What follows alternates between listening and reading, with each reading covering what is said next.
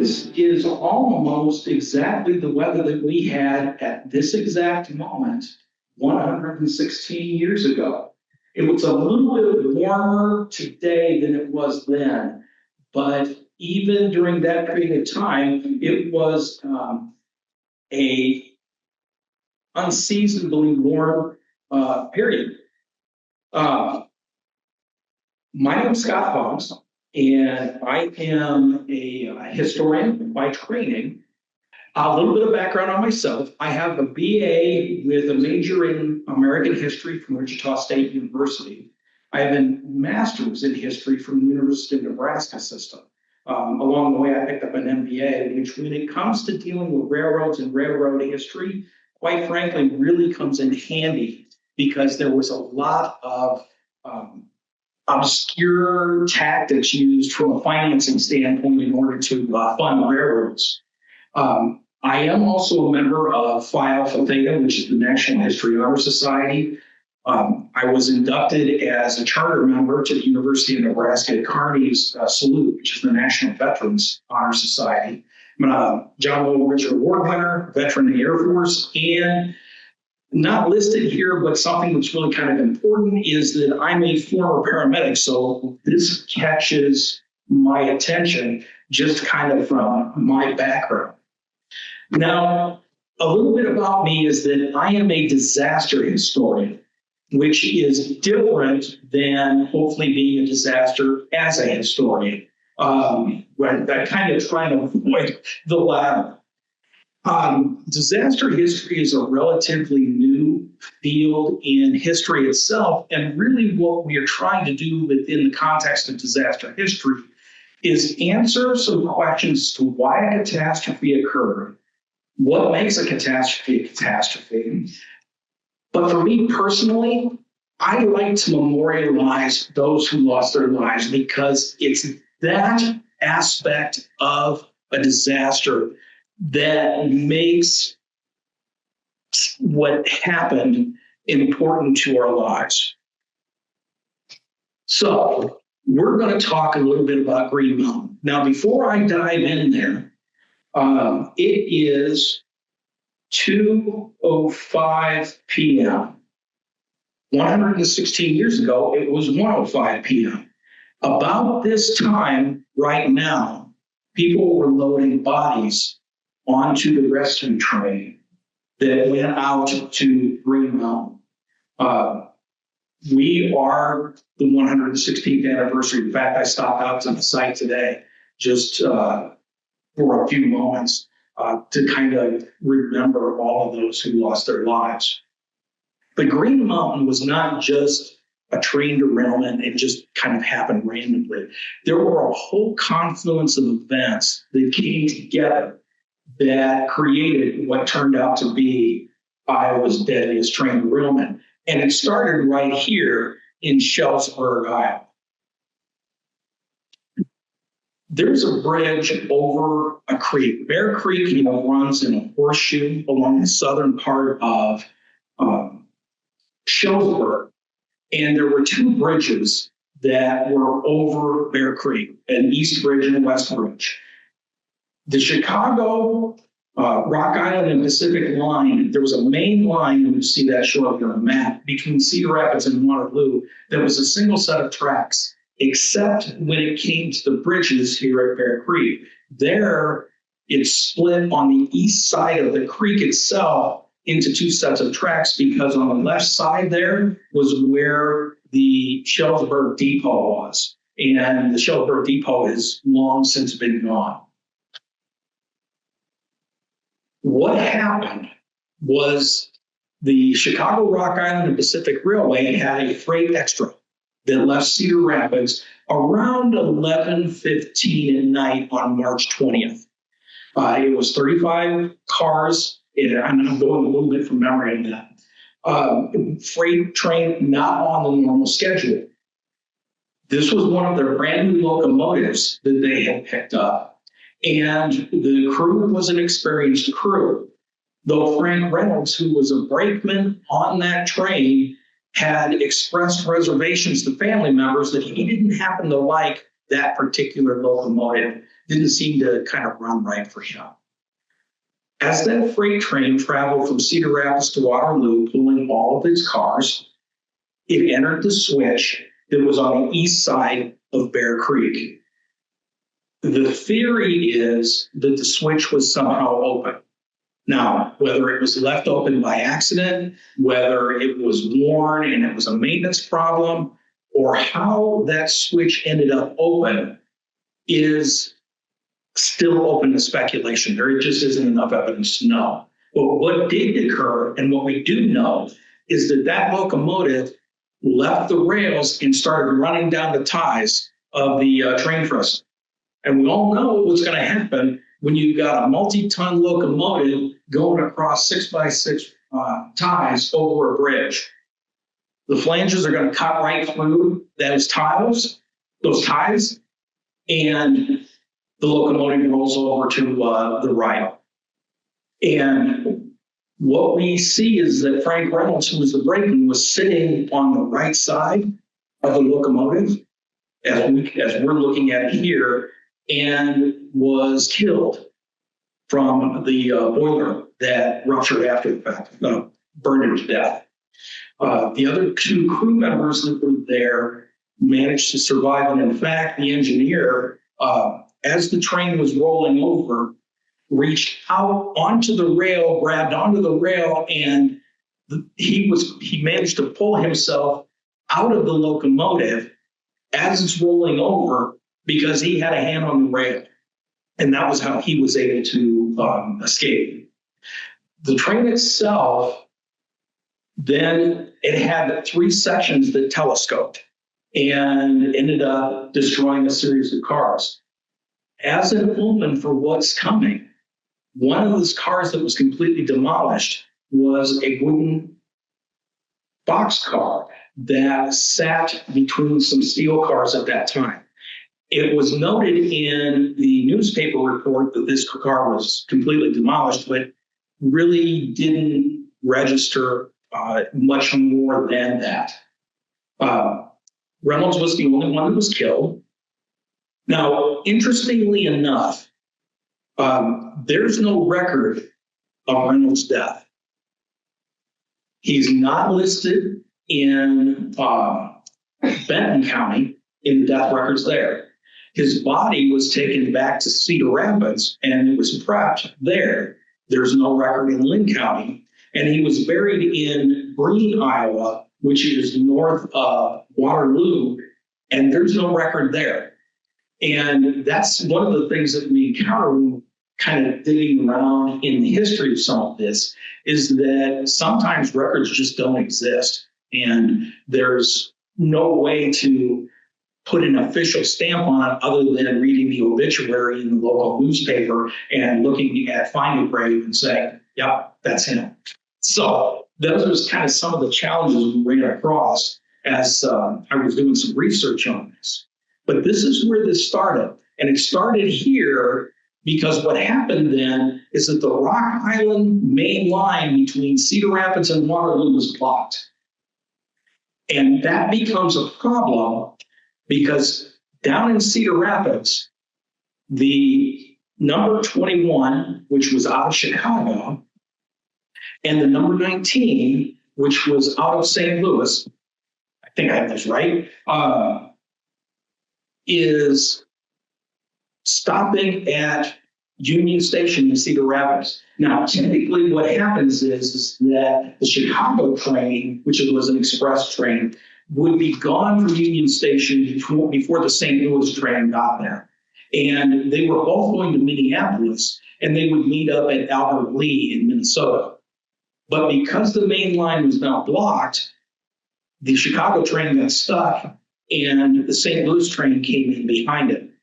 Not only was this happening in Cedar Rapids, but the flip side was occurring up in Waterloo, in that there were passenger trains sitting up in Waterloo trying to get down to Cedar Rapids. They couldn't get in. So what the Chicago, Rock Island, and Pacific Railroad individuals needed to do at that point was they had to come up with a detour. And as you can see on the map there, there are a couple of different routes that are possible, but the Chicago, Rock Island, Pacific had an agreement with the Chicago and Northwestern, and then also with the Great Western, that in the event that any one of those companies needed to detour their trains, they could detour them on the other company's tracks. And that was kind of how that whole route ended up, because the 19 and the 21 weren't supposed to ever be on the Great Western Line. They ended up there because they were detoured. Now, that being said, that's an important piece of information because in 1984, H. Roger Grant did a piece for the Palimpsest, which was the name of the Iowa History Society's publication on a monthly basis.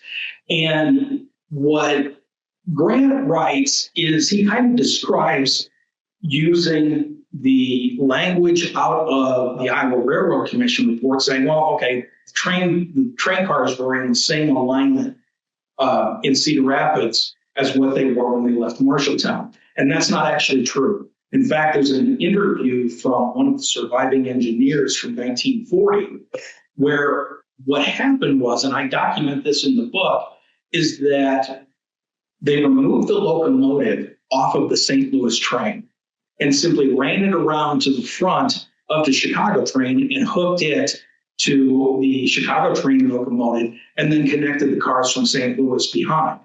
Now, leaving Cedar Rapids, that's not a real problem because what you have at the back of that train then is a Palace steel car, 2 wooden day cars, and then an express car.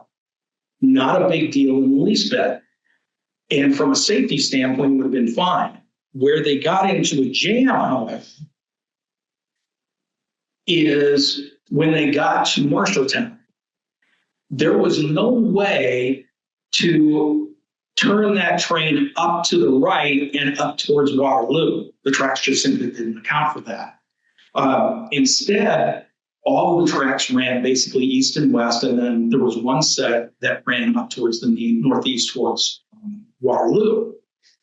So what happened was there ended up with this massive argument with the Great Western dispatcher and the Great Western pilot who was going to be on this train and piloting this train up towards Waterloo as to what they were going to do about these locomotives. Because when they arrived in Marshalltown, because of the way the tracks were laid out, the locomotives are pointed west. They're not pointed east. They're not pointed north. And the pilot wanted to go ahead and run the locomotives backwards. He said, it's not a big deal. They've done it before. But he had to get approval from the chief dispatcher for the Great Western, who was in Des Moines. And the chief dispatcher for the Great Western in Des Moines said, turn the locomotives. There's a why. And there's 2 ways to turn a locomotive. One is obviously with a roundhouse, but they didn't have a roundhouse in Marshalltown. They did, however, have a Y set of track. And we've all done that with the 3-point turns with our automobiles. And you can do the same kind of thing with a locomotive if you got the tracks laid out correctly. Well, the pilot argued that the locomotives were too heavy to turn. And there was this back and forth argument between the chief dispatcher and the pilot. Meanwhile, Jacob Nahos, who was the conductor on one of the trains that was sitting there in Marshalltown, is watching his watch thinking, I've only got 16 hours that we can work a day. We got to get this thing moving because we're already nearly 8 hours late from our normal schedule. As the argument is going on, and the dispatcher there in Fort Dodge or in Marshalltown is just kind of watching this, a train arrives from Waterloo with the locomotives running backwards. Okay, fine. We're going to give in now.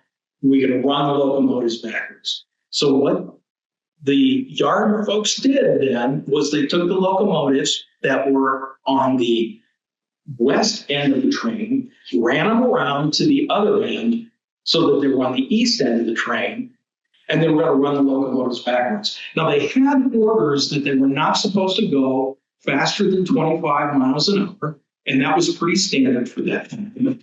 They did have a few instances of slow orders, but there weren't any slow orders in and around Great Mountain. Once they ran those locomotives around to the east end of the train, however, they dramatically changed the risk profile of that passenger train, because the wooden cars, which were originally at the back, are now at the front. And it's all steel cars behind them. And there's a lot of weight there. Even if you're running 20, 25 miles an hour, there's going to be a massive amount of inertia going in towards that train, which in and of itself can be a problem, but didn't necessarily make it as deadly as how it turned out. Because there was another factor that kicked into this that contributed to the situation. As the trains are running backwards, they're running up the Great Western Line. The Great Western Line was built in 1883, 1884.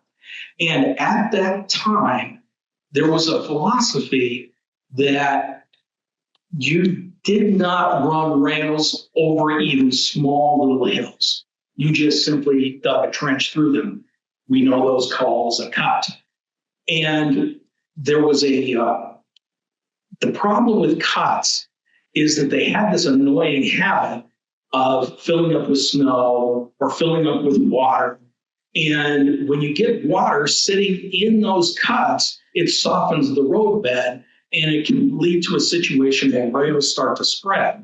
And this was something that had been documented by engineers in England, and had led them to recommend that unless a hill was a significant grade, just lay rail over it. Don't bother cutting through it. But they didn't do that in this case.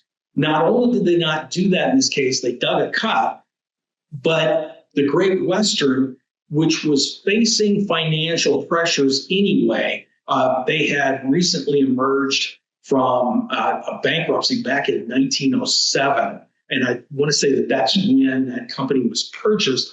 They didn't have the financing in order to do the necessary maintenance, though the investigators did note there were railroad ties sitting along that track. They just hadn't been put in yet.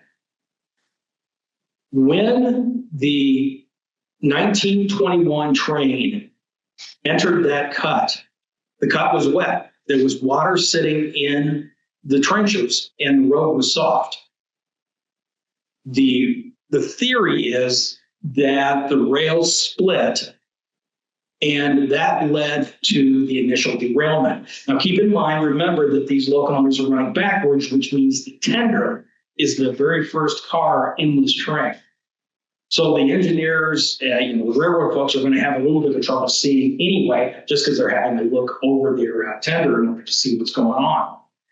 But this is where the cut becomes the major contributing factor to make this the deadliest disaster in history. That cut, the embankments were clay. And what happened is when the tender derailed and took the locomotive with it, it went just 75 feet and embedded itself in that clay embankment. And it brought the train to an instantaneous stop. And we all know what happens when there's an instantaneous stop. If you're in a car and you jump on the brakes, everything gets thrown forward. Same kind of thing occurs here, except that all of that energy couldn't be dissipated out as you're being thrown forward. The Palace car then telescoped. It lifted up and laid over onto its right side. And what that did was it lifted the trucks up on that car just high enough so that the wooden day cars that were being pushed by the rest of the train because of inertia were pushed right underneath it. And it simply crushed and completely destroyed the first day car, which is where most of the deaths occurred, because it piled the passengers up like cords of wood against the back of that palace sleeper coach. It then, there was still enough energy after completely destroying the first car to push halfway into the second one before that train finally came to a stop. So now you have all of these people that were passengers piled up against the back of this palace car. Not only that, but the wooden cars, when they sort of, for all intents and purposes, imploded, created wooden shards, and the windows were glass, and they weren't tempered glass, obviously, at that time, which ended up creating all kinds of projectiles that killed a lot of the passengers, slicing them. They were impaled in arms and legs and chests. There were head injuries. It was just a whole mess.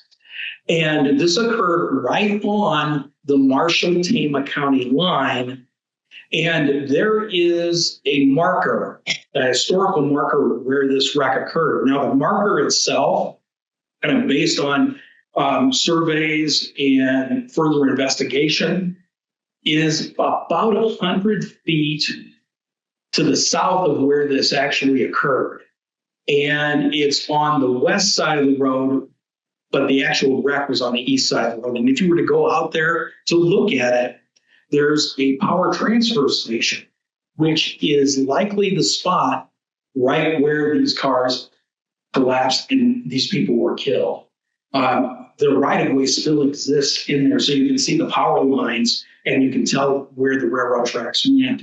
But over the last century of farming, that cut has since disappeared. So what happened? So it appears that the roadbed got soft because it didn't have adequate draining, the rails spread, and that tended to derail and then embedded itself. And what you'll see here, this is a picture of one of the postcards from that time.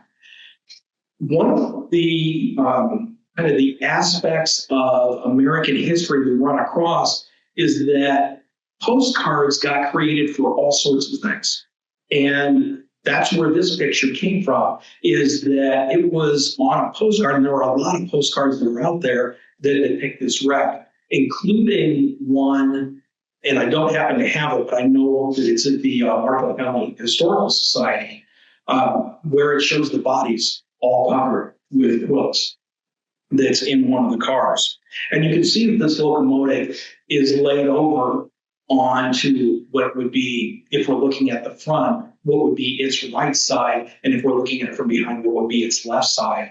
And that particular locomotive was the second one in the list, in the line, because keep in mind that the front of that locomotive is actually pointing towards the train as opposed to being pointed towards the front where it would have normally been running.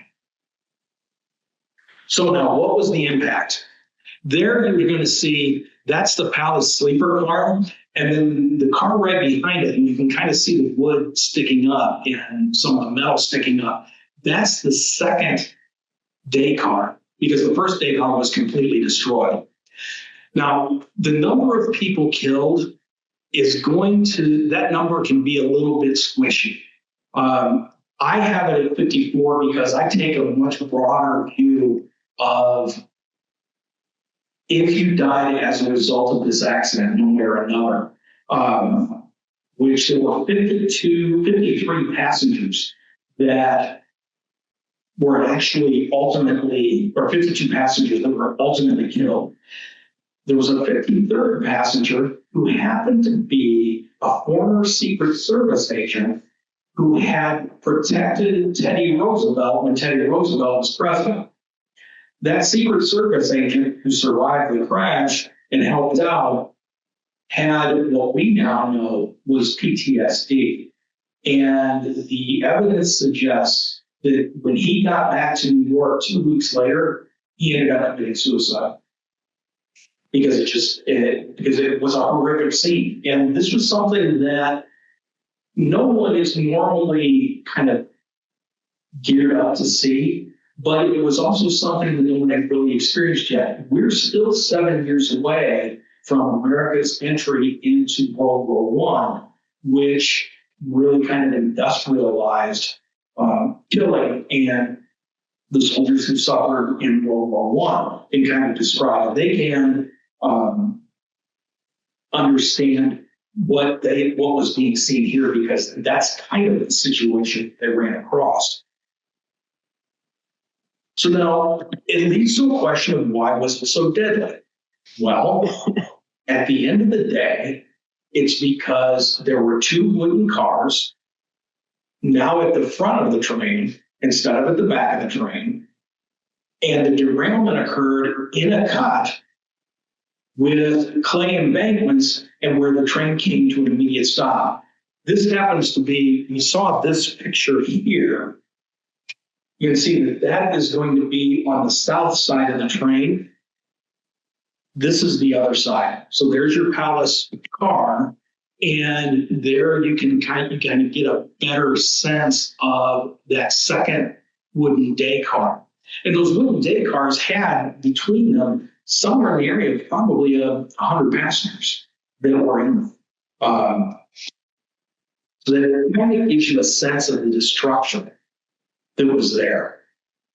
Now, as I look at my watch and we kind of talk about this, this is what it actually looked like at this moment about 116 years ago. There were literally hundreds of people that came out to this crash site. They came by car, they came by horse, they came by wagon. There was a rescue train that came from Marshalltown, and everybody came out. So now you see a lot of folks standing around. Well, there's only so many people can be in there trying to tear stuff apart at the same time. So that's what they were doing, and kind of watching what was going on and watching the rescue efforts. And those are the bodies that were laid out along the tracks there. Those white sheets came from the Palace sleeper car. Now, in addition to that, there were farmhouse wives who also brought quilts. There were pots of coffee. There was whiskey, because whiskey, we all know, is an excellent first aid treatment for something. That was the thing that's happening. In addition to that, in the crowd there, you probably have somewhere in the area of 20 to 30 surgeons and doctors that are coming from all over the place. They're coming from Gladbrook, they're coming from Marshalltown, all of the surrounding communities, because the word got out pretty quickly. Hey, listen, we got a crash that's going on. And at that time, the rumor mill worked even more quickly, because I'm sure there are probably some folks in the crowd here that remember the telephones at that time were not point to point, but they were party lines. So if someone was on your particular line having a phone conversation, you could pick up and listen to hear what they were saying. And because it was a party line, there was a lot of opportunity to tell a lot of people really quickly what was going on. Because let's face it, if you're out on the farm, on your phone, the phone starts ringing. Oh, well, I got something new to do. It kind of busts up the day a little bit. And that's how a lot of these folks ended up being out there. Now, the rescue train that came out, and it arrived there about 10 o'clock in the morning, 10:30 in the morning, at the scene, and stayed there until around 2:30 or 3 o'clock. There's kind of varying times around that. On the rescue train, they then loaded up everybody that was injured, and they also loaded the bodies in a boxcar and took them back to Marshalltown. Now, Marshalltown knew what was going on because when the wreck had occurred, there was notification that was done from the Gladbrook station and then also from a farmhouse that was right close to the wreck site. And they were told to have every single ambulance and every single wagon they could possibly get down at the Great Western train station to help with offloading the injured. And that's what you see here is kind of that picture of these ambulances as these trains are coming in and they're starting to load the victims. This is where the 54th victim comes in. Marshall County's coroner, Dr. J, had gone out to the scene on the rescue train, and he had come back in on the rescue train, and he was in one of those ambulances. Well, they loaded the injured into the ambulances, and then the drivers of those ambulances, because these are horse-drawn, just went like a bat, just racing through Marshalltown to get to St. Thomas Hospital. And Dr. J was sitting in one of the ambulances when it went around the corner. It threw him against the doors opened up, he fell out onto the pavement and ended up getting a head injury. Now, that's not what killed him.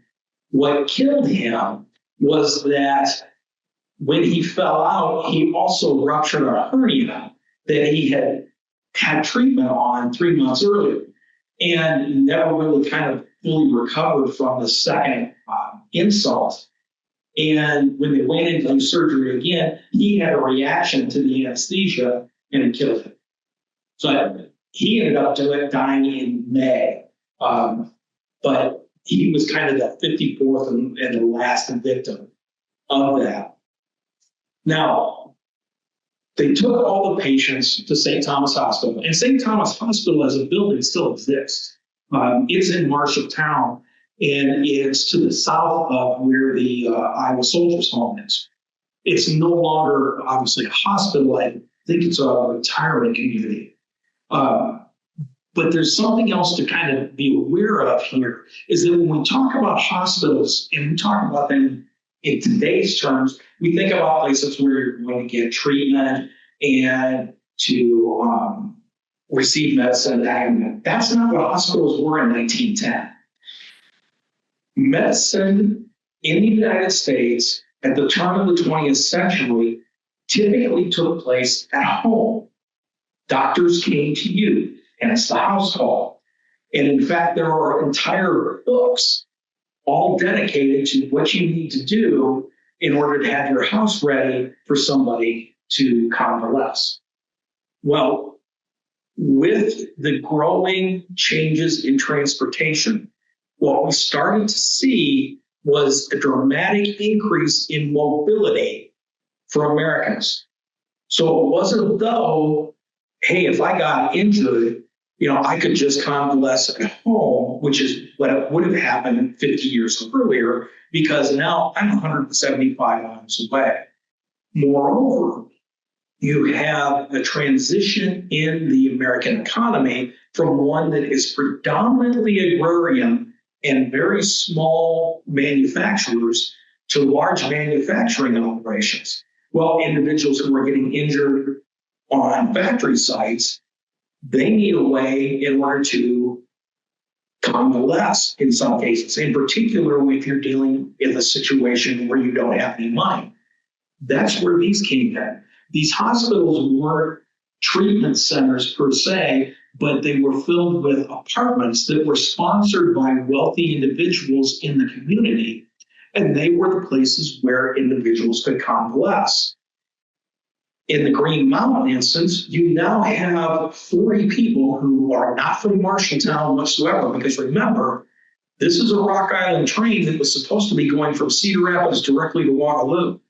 It didn't have anybody from Benton County or Tama County or Marshall County in it. I mean, there weren't any tickets sold that said, hey, I want to go from Marshalltown to Waterloo, and I'm just going to get on the Rock Island train that's coming through. So the injured ended up going back here to St. Thomas in order to convalesce. But the problem is that St. Thomas, it maintained a certain capacity as far as patients went, and it got completely overwhelmed. I mean, there was just a massive number of patients, and there were people that were in the hallways and in the various rooms, stacked on top of each other.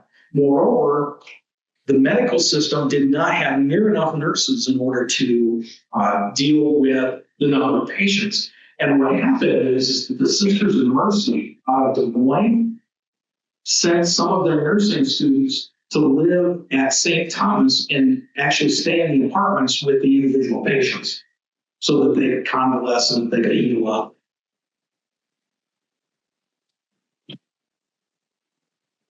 This is a cartoon that I pulled off of the Cedar Rapids Gazette from the wreck. Now, one of the things to kind of talk about, and I touched on this briefly, in that Frank Reynolds, the brakeman on the freight extra train, there's no record officially of his death. And one of the challenges that Marshalltown and Marshall County faced was they had 3 undertakers in the entire community, which was fine for what they had for volume. But now suddenly they had 52 other victims that they had to prep.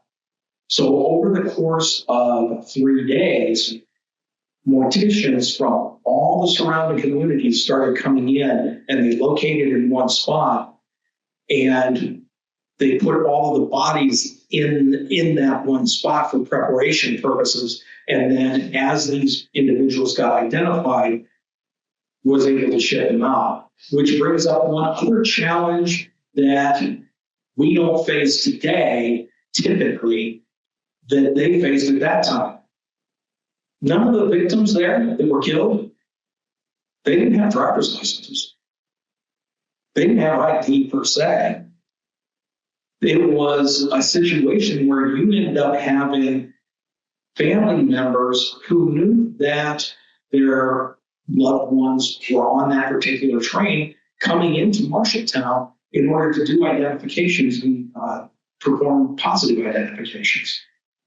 One of the victims was a young 20-year-old who was the world's second fastest college typist.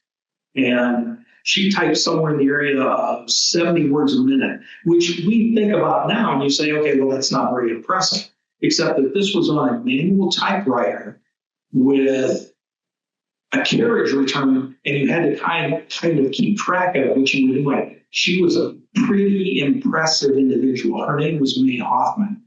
May Hoffman, in fact, had competed in New York, which is how she ended up as the second fastest college typist in history there, or for that year. And she had gotten hired by the typewriter, one of the typewriter companies, and would do demonstrations. But she got sick of New York, and she's a 20-year-old, homesick, and had come back to Waterloo.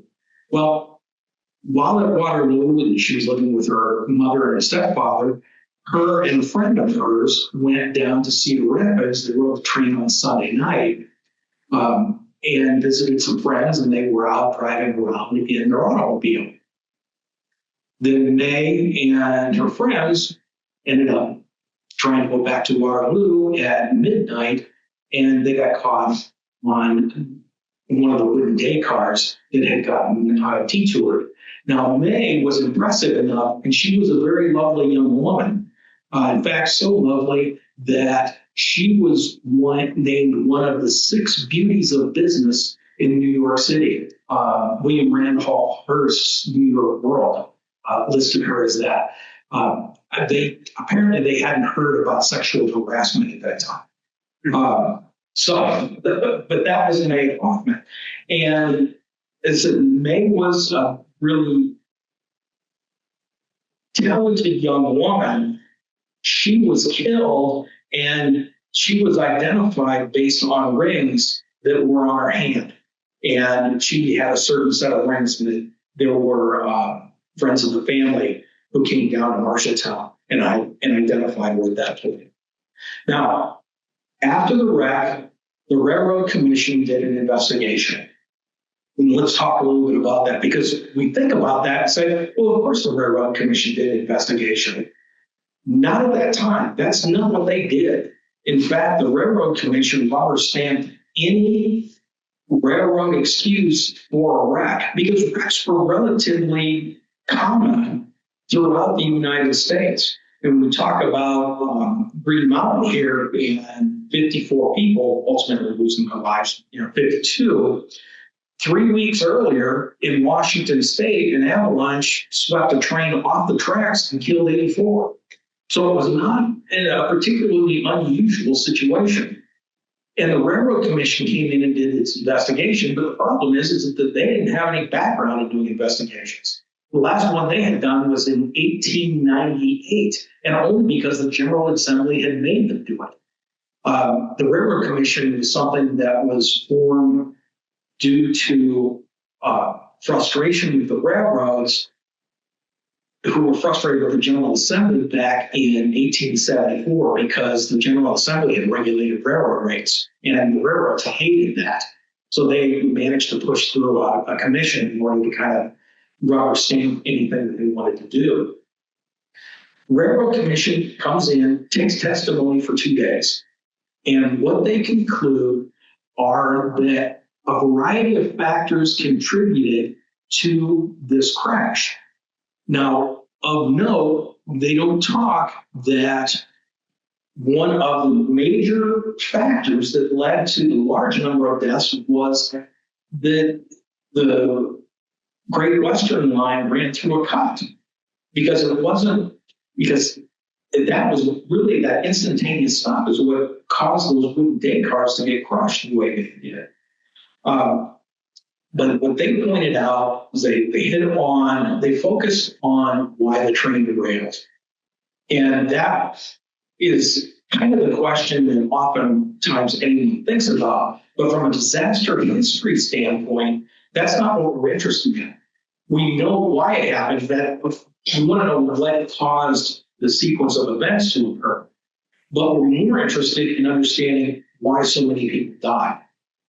So what the Railroad Commission focused on was that the rail bed was soft. It looks like the rails spread. They were running the locomotives backwards. And, oh, by the way, you know what? Riding a train in 1910 is just dangerous thing. And that really was kind of the approach that they took. But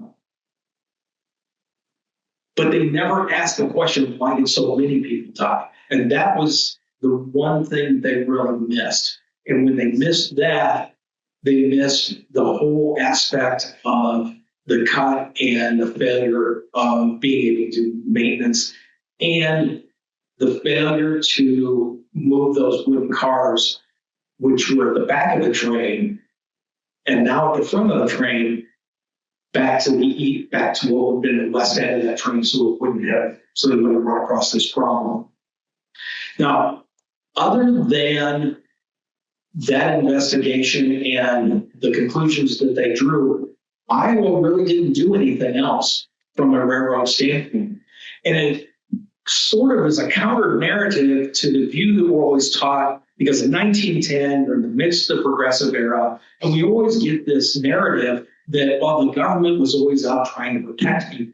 And that's certainly true in a lot of cases, but not in this one, because the government didn't do anything.